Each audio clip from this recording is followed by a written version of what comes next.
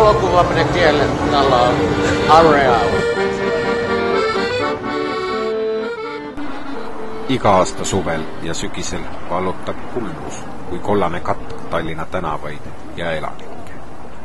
See hullus tooks just kui päikese meie närtsinud õuele, kuid kas see ikka on nii? Ning kus see hullus üldse tuleb? Kas see on see pisik vaid vabadustuurtega seotud turumajanduse lastehaigus või midagi hoopis rohkem?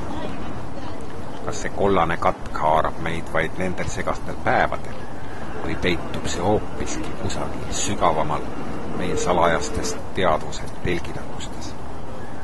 Otsustasime niisama intellektuaalisimise asemel minna juurteni ja uurida, kuulata ning tunnetada meie hõimuväljade pealinnas asuva Stockmanni lipulaeva juures, et milles siis asi on.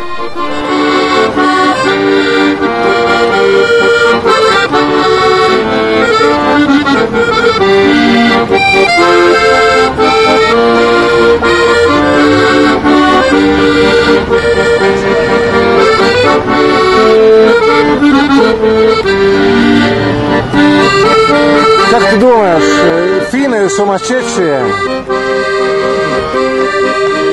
Не знаю. Selles on küsimus. Selleks otsustasime minna obstaaklirohkele ja tormisele teele. Mõtlesime kasutada kõige lihtsamat ja demokraatlikumat meetodi ning küsida ühel varajasel laupäeva hommikul meie hõimuväljade käest, kes on siiski maailma esimesed kollased kilekoti inimesed, et on nad siis hullud või mitte. Juba esimestel minutitel saime aru, et neil on midagi varjata. Selleks uurisime ning puurisime neid just nagu kullipilguline bioloog on. Kuid eks vaadake ise. Yleisesti ottaen, ovatko ne hulluja? En myönnä. Joo, on ne. Ei oo. Mä en tee suostu. No on. Kilpasin. Kiinlasti. Ei, no ihan normaalia ihmisiä. Luonnostani on kiltiä ja sinisilmäisiä. Älä kuva mua. Take your camera off here, man. On, se on myös hulluja. Niin, että kuka kysyy? Se voi olla. Who knows? Terve. Mis juhtus? Ma tean, mingi naine lõi mind, ma küsisin, et kas soomlased on piisavalt hullud ja lõi mind lihtsalt näkku. Ovatko suomalaiset hulluja? Ovat.